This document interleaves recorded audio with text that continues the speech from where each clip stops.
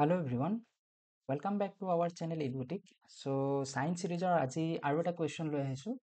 Questionটো হ'ল if the pH of a liquid is 5 then the liquid is মানে এটা তৰল পদাৰ্থৰ pH ৰ মান দিয়া আছে 5. এতিয়া সেই তৰল পদাৰ্থবিধ কি প্ৰকৃতিৰ হ'ব? ক্ষাৰকীয়, প্ৰশমিত, তৰল ধাতু বা অম্লিক প্ৰকৃতিৰ। এতিয়া pH মানটো কিহৰ বাবে ব্যৱহাৰ কৰা হয়? pH টো ব্যৱহাৰ কৰা হয় pH যিডাল স্কেল এই স্কেলডাল ব্যৱহাৰ কৰা হয়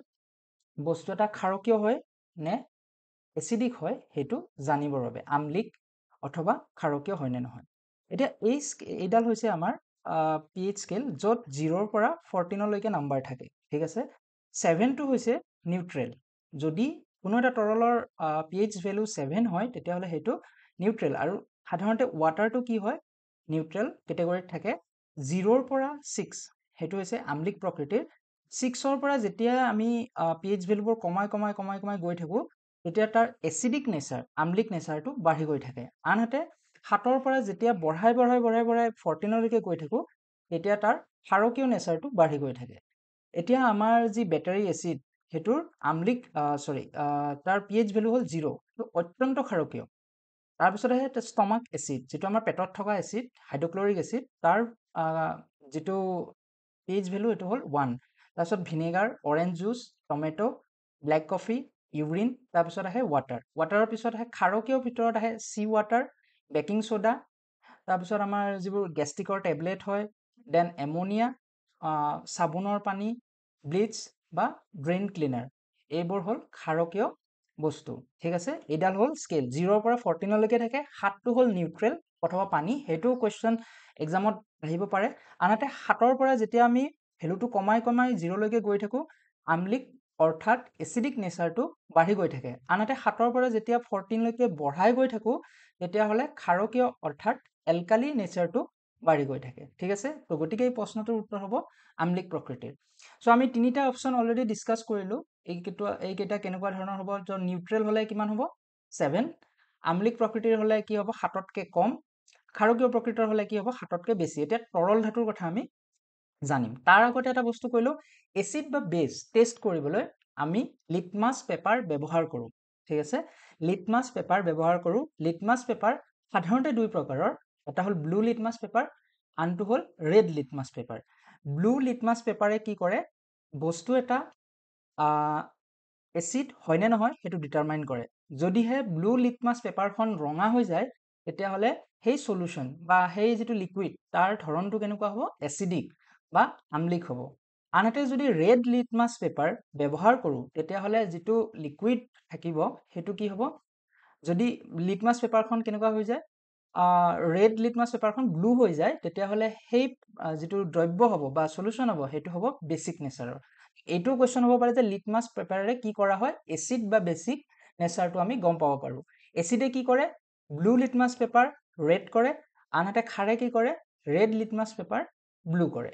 ঠিক আছে নেক্সট আহিল তৰল ধাতু এইটো হ'ল এই ইমেজটোত কেইটামান তৰল ধাতুৰ বিষয়ে ফটো দেখিবলৈ পোৱা গৈছে এটা liquid metal mercury francium caesium gallium alloy আৰু ৰুবিডিয়াম এইকেইটাত পোৱা যায় কিন্তু তাৰ ভিতৰত যেটো আমাৰ ষ্টেবল যেটো আমি ৰুম টেম্পাৰেচাৰত পাও হেতু হ'ল লিকুইড এলিমেন্টেল মেটেলটো হ'ল মাৰ্কাৰী অলৰেডি আমি এটা ভিডিঅত ডিসকাস কৰিছিলো মাৰ্কাৰী ক'ত ব্যৱহাৰ কৰা হয় থাৰ্মোমিটাৰ বেৰোমিটাৰৰ আদিত ব্যৱহাৰ কৰা হয় তো এইবোৰ কিছুমান ইউজ যিবোৰ লিকুইড ধাতুৰ ইউজ কৰা হয় কিছুমান সেন্সৰত ৰবটিক্স বনাবলৈ কিছুমান ইলেক্ট্ৰিকেল সাৰ্কিটত মাইক্ৰোফ্লুইডিক কিছুমান ইনস্ট্ৰুমেন্টত এই ধৰণৰ মেটেল ব্যৱহাৰ কৰা হয় ইমান ডিটেইললৈ যাব নালাগে আমি জাস্ট কেতিয়াবা এইকেইটা আহিব পাৰে যে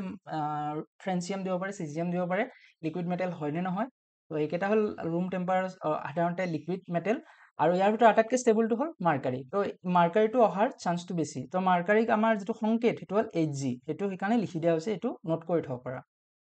নেক্সট আৰু এটা কোৱেশ্চন আছে যে নিম্নলিখিত কোনটো প্ৰথম শ্ৰেণীৰ অন্তৰ্গত লিভাৰ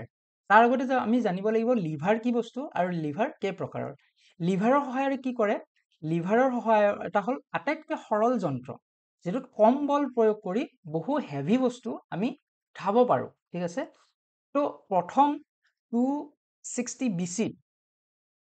এনশিয়েন্ট গ্ৰীক ম্যাথমেটিশিয়ান আৰ্কিমিডিছে লিভাৰৰ ধাৰণাটো দিছিল তেওঁৰ ৰজাক কৈছিল যদি মোক এডাল বক্স আৰু এডাল বাঁহ দিয়া তেতিয়াহ'লে মই গোটেই পৃথিৱীখনকে উঠাই দিব পাৰোঁ সেই পাৰ্টিকুলাৰ কোডটোৰ ওপৰত ডিপেণ্ড কৰি এই ইমেজখন বনোৱা দেখা গৈছে আৰু ইয়াত আৰ্কিমিডিছে যিটো এইটো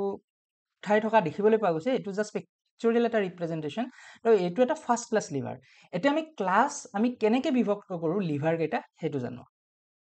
তো সাধাৰণতে তিনিটা লিভাৰৰ বিষয়ে জানো প্ৰথমটো হ'ল ফাৰ্ষ্ট ক্লাছ লিভাৰ ছেকেণ্ডটো হ'ল ছেকেণ্ড ক্লাছ লিভাৰ আৰু থাৰ্ডটো হ'ল থাৰ্ড ক্লাছ লিভাৰ তো এই তিনিটা ক্লাছৰ ওপৰত ডিপেণ্ড কৰি এক্সামত কুৱেশ্যনটো আহিছিল কিন্তু লিভাৰৰ ধাৰণাটো কোনে দিছিল বুলি ক'লে আৰ্কিমিডিছে দিছিল সেইটো জানিব লাগিব এইটো এক প্ৰকাৰৰ সৰল যন্ত্ৰ জটিল যন্ত্ৰ নহয় কিন্তু এইটো এটা সৰল যন্ত্ৰ তো ফাৰ্ষ্ট ক্লাছ লিভাৰ কি ফাৰ্ষ্ট ক্লাছ লিভাৰ হ'ল য'ত লোড যিটো বস্তু উঠাবা আৰু যিটো ইফৰ্ট তাৰমানে ফ'ৰ্চ তাৰ মাজত যদি ফুলক্ৰামটো থাকে ফুলক্ৰামৰ অসমীয়া হৈছে আধাৰ বিন্দু যদি লিভাৰ এটাৰ আধাৰ বিন্দুটো লোড আৰু ইফৰ্টৰ মাজত থাকে তেতিয়া তাক ফাৰ্ষ্ট ক্লাছ লিভাৰ বুলি কোৱা হয় যেনে প্ৰথম উদাহৰণটো হ'ল কেচি তো এইটো পৰ্চনত কি দিব মানুহে বল প্ৰয়োগ কৰিব আৰু এইখিনিৰে কাটিবলৈ ইউজ কৰিব কিন্তু আধাৰ বিন্দুটো ক'ত এই মাজৰ বিন্দুটো হ'ল আধাৰ বিন্দু ঠিক আছে এতিয়া ছেকেণ্ড ক্লাছ লিভাৰত কি হয়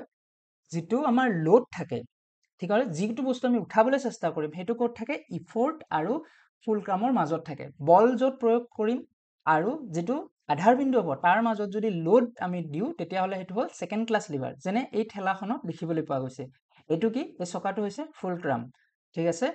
ইয়াত আমি বল প্ৰয়োগ কৰিম আৰু এই যিটো বাস্কেট আছে বাস্কেটত আমি বস্তু উঠাই লৈ গুচি যাম এইটো এক প্ৰকাৰৰ ঠেলা ঠিক আছে এতিয়া হ'ল থাৰ্ড ক্লাছ লিভাৰটোত কি হয় লোড আৰু ফুলক্ৰামৰ মাজত ইফৰ্টটো থাকে তাৰমানে লোড আৰু ফুলক্ৰামৰ মাজত আমি কি কৰিম বল প্ৰয়োগ কৰিম যেনেকৈ বেলচাখনত এইটো হৈছে ফুলক্ৰাম আধাৰ বিন্দু এইখিনিৰ আমি কি কৰিম বস্তু উঠাবলৈ চেষ্টা কৰিম আৰু ইয়াতে আমি বলটো প্ৰয়োগ কৰিম ঠিক আছে ইয়াতে এখন হাত ধৰি বল প্ৰয়োগ কৰা যায় ঠিক আছে তো গতিকে আইডেণ্টিফিকেশ্যন কৰিম আমি কেনেকৈ লোড ইফৰ্ট আৰু ফুলক্ৰাম এই তিনিটা বস্তু জানিব লাগিব ক'ত বল প্ৰয়োগ কৰিম তাৰ আধাৰ বিন্দুটো ক'ত হ'ব আৰু কোনটো বস্তু উঠাবলৈ চেষ্টা কৰিম ঠিক আছে তো আমি প্ৰথম এই প্ৰশ্নটো উত্তৰটো পালোঁ চাগে চ' প্ৰশ্নটো আছিল যে কোনটো প্ৰথম শ্ৰেণীৰ লিভাৰ তো কেচিটো হ'ল প্ৰথম শ্ৰেণীৰ লিভাৰ ইয়াত পালোঁ দ্বিতীয়টো ঠেলাগাড়ী কোনটো ইয়াতে যিটো উদাহৰণ দিছে ঠেলাগাড়ী হ'ল second class liver next third class liver আমাৰ আৰু এটা এক্সাম্পল কি দিছিলে আছিলে ষ্টেপলাৰ আৰু মানৱ বাহু তাৰমানে হিউমেন হেণ্ড এণ্ড ষ্টেপলাৰ সেইটো আমি ডিছকাছ কৰিম চ' থাৰ্ড ক্লাছ লিভাৰত আমি অলৰেডি ডিছকাছ কৰিলোঁ যিটো ফুলক্ৰাম থাকে সেইটো ক'ত থাকে লোড আৰু ফুলক্ৰামৰ মাজত কি থাকিব ইফৰ্টটো থাকিব ঠিকে আছে আমাৰ ডেফিনেশ্যনটো লোড আৰু ফুলক্ৰামৰ মাজত ইফৰ্টটো থাকিব ঠিক আছে এইকেইটা হ'ল মনত ৰাখিবলগীয়া কথা তো বাৰ ৰিভিজন এইখিনি বস্তু লিখি ল'ব পাৰা এইখিনিৰ পৰাই কুৱেশ্যনটো বেলেগ ধৰণৰ কুৱেশ্যন বনিব পাৰে কাৰণ এইটো হাই চান্স আছে তিনিটা যিহেতু কেটেগৰী আছে বিভিন্ন ধৰণৰ উদাহৰণ দিব যিটো আমাৰ সাধাৰণ জীৱনত আমি ব্যৱহাৰ কৰি থাকোঁ তাৰ পৰাই কুৱেশ্যনটো বনিব চ' থাৰ্ড ক্লাছ লিভাৰৰ ভিতৰত আমাৰ যিটো ষ্টেপলাৰ হ'ল ষ্টেপলাৰত ইয়াতে আমি ইফৰ্ট দিম আৰু ইয়াতে হ'ল লোড এপ্লাই কৰিম অৰ্থাৎ আমি যিটো বস্তুত পিনটো মাৰিবলৈ ট্ৰাই কৰিম সেইটো হ'ব লোড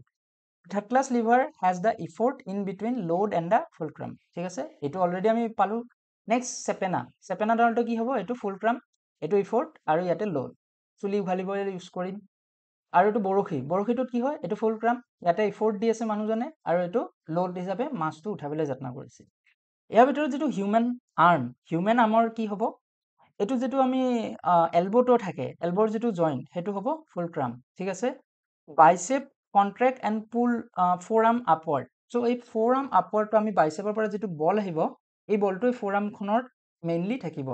চ' এইটো হ'ব ইফৰ্ট আৰু এইটো কি হ'ব